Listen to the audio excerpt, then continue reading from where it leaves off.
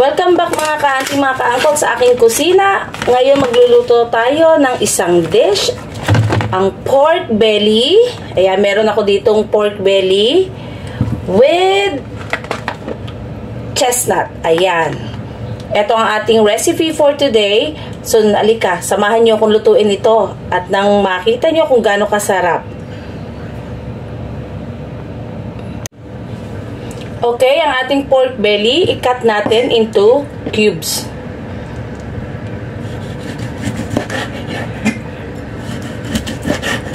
Or into bite size.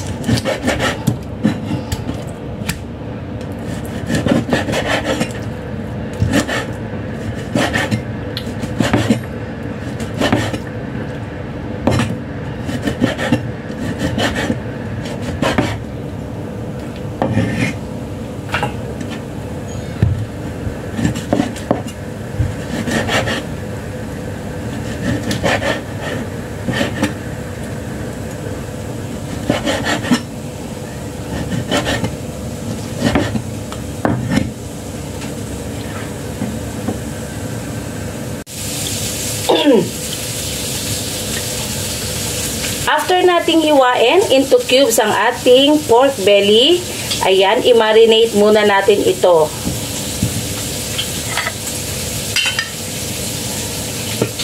Lagyan natin ng paminta.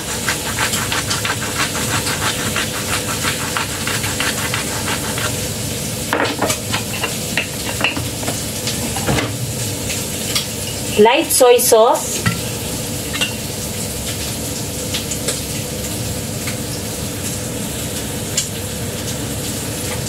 Three tablespoon ang nilagay ko kasi medyo madami yung ating pork. Lagyan natin ng 1 teaspoon ng dark soy sauce.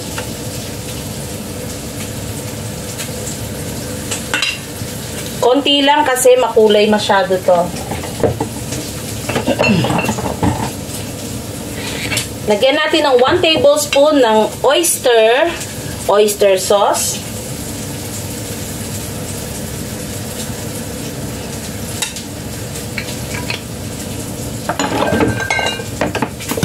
At lagyan natin ng 1 teaspoon ng sesame oil.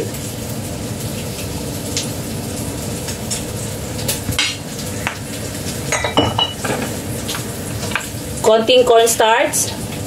Half teaspoon lang.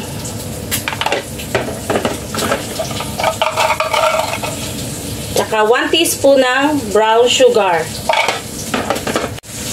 Pagkalagay natin ng mga panimpla, mix natin para mag-incorporate yung mga panlasang inilagay natin. Kung may time pa, pwede mas magandang i-marinate ito ng mga half an hour to 1 hour. Pag rush naman, okay lang. Unahin natin ito habang nagpe-prepare tayo ng ibang ingredients.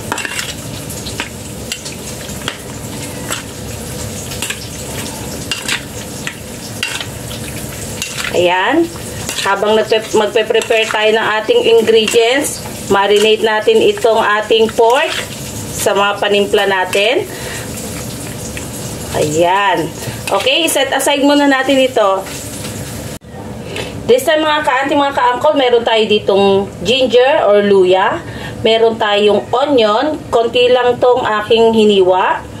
At meron tayo ditong garlic. I-mince natin to.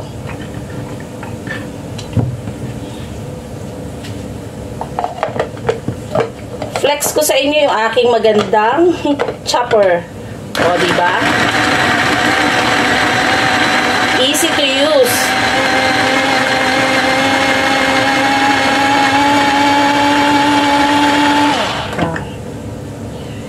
Na-chop na, hindi na tayo pahirapan.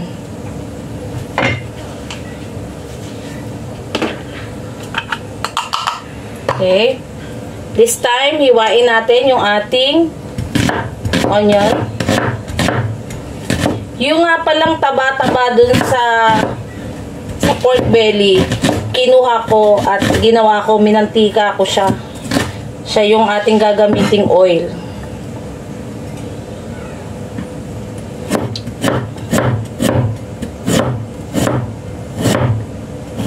Maghiwa lang tayo ng konting ginger. Halika na, igisa na natin yung ating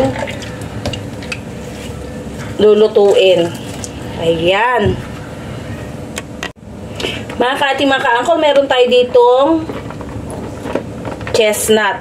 Ayan, balat na siya. Binili ko na siya ng ready sa supermarket para hindi na ako mahirapan. Gustong gusto to ng boss ko. Yan ang ilalahok natin. Magtira ako ng para sa sabaw. Ayan, magtira ako konti. Ayan, eto ilalahok natin. Okay, umpisahan na natin pagigisa. Okay, tara nang maggisa. At nang tayo makapagpalambot. Okay, unahin natin yung ating sibuyas. Sabay na natin yung ating ginger. Ayan.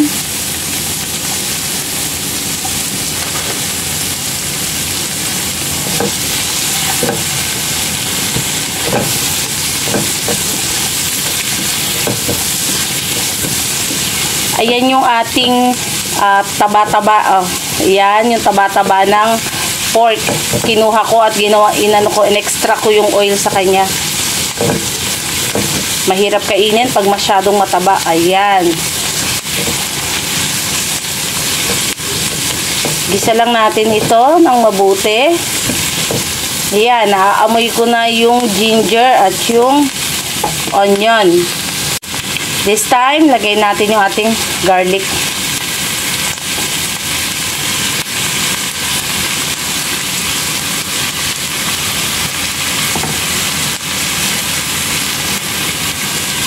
Haluin. I-live na lang natin ngayon to at wala akong time yan. After ng ating garlic, lagay na natin yung marinate nating pork.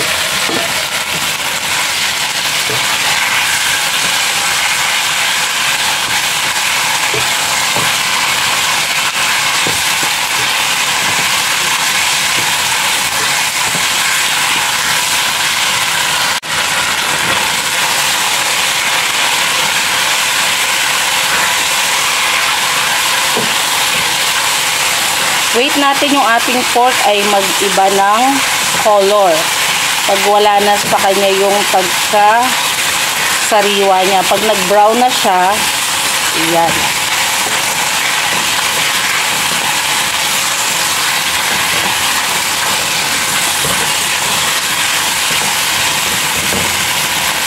Lagyan natin ng rice wine, Chinese wine. Ayan, about 2 tablespoons. Yan. Pangpaalis yan ng langsa.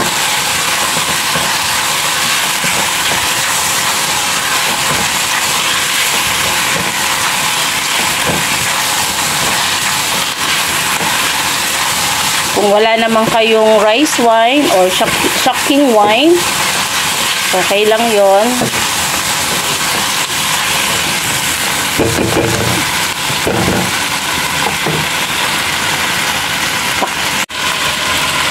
Takpan muna natin para kumatas pa yung ating pork. At after nyan, after 2 to 3 minutes, tsaka tayo maglalagay ng water para magpalambot. After 3 minutes, ayan, kumatas na yung ating pork. Haluin muna natin. Ayan, ganda.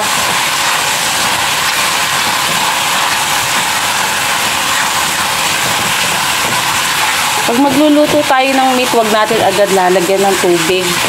Kailangan mapakatas muna natin yung sarili nilang water para mawala yung langsa. Yun ang malangsa. Ayan. Okay, maganda na siya. Lagay muna natin yung ating chestnut. Ayan.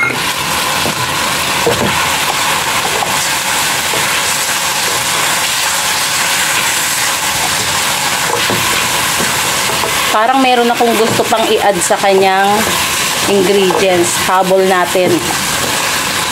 Lagyan natin to ng black fungus. Yung mushroom na Sa atin ay tengang daga, sabi. Ayan. Okay, this time maglagay tayo ng water. Pwede na tayo maglagay ng water at tayo ay magpapalambot na.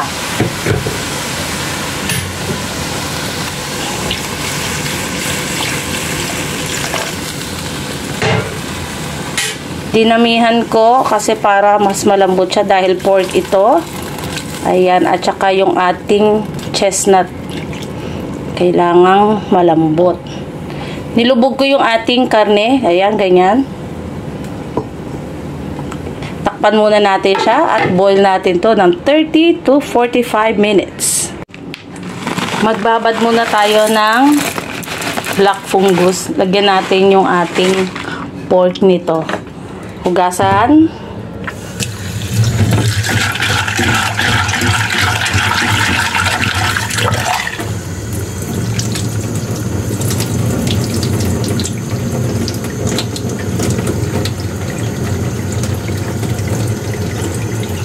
Babad lang natin. Madali lang yan umalsa. Parang konti lang pero mamaya madami na yan. Ayan. Silipin natin mga ka-auntie, mga ka-uncle, yung ating niluluto.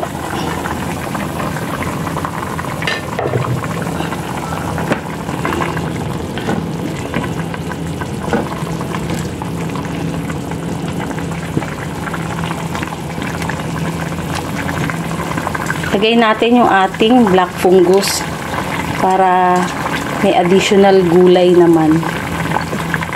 Ayan. Pwede rin dito yung shiitake mushroom. Or kahit anong mushroom na type nyong ilagay, pwede yan.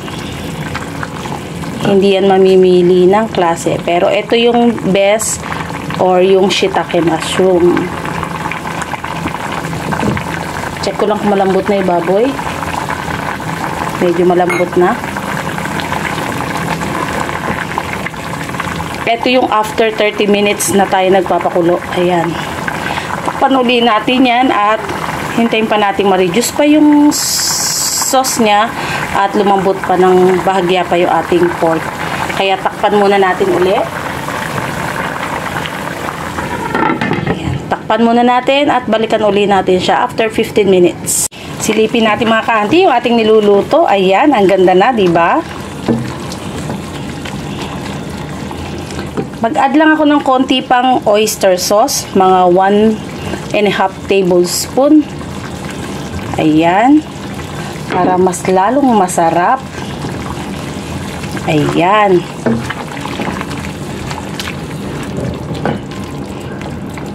At this time, maglagay na rin tayo ng aking ginawang slurry. Yung cornstarch na dinisolve ko sa water. Lagay natin para pampatiken at syempre pampaganda ng ating dish. Ayan. Pag ang ating mga niluluto ay nalagyan natin ng ganito, ay napaka-shiny niya, attractive, o diba? Tingnan pa lang mukha ng masarap. At tapos, nakakapagpatiken siya ng sauce na lalong additional sa kasarapan ng ating niluluto. Kaya, yan. Ayan.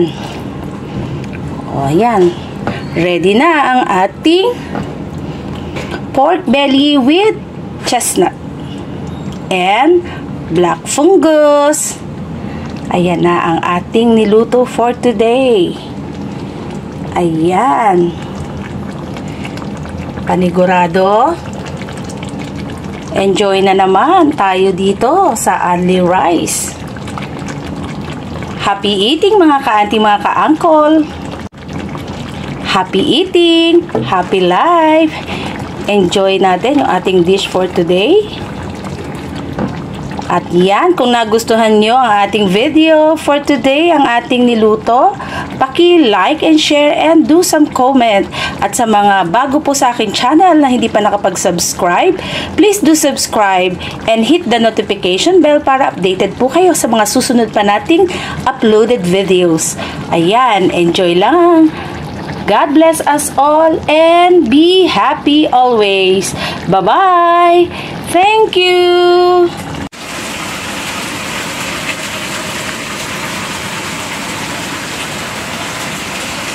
Eto na, ready to serve na ang ating dish, ang pork belly with chestnut and black fungus.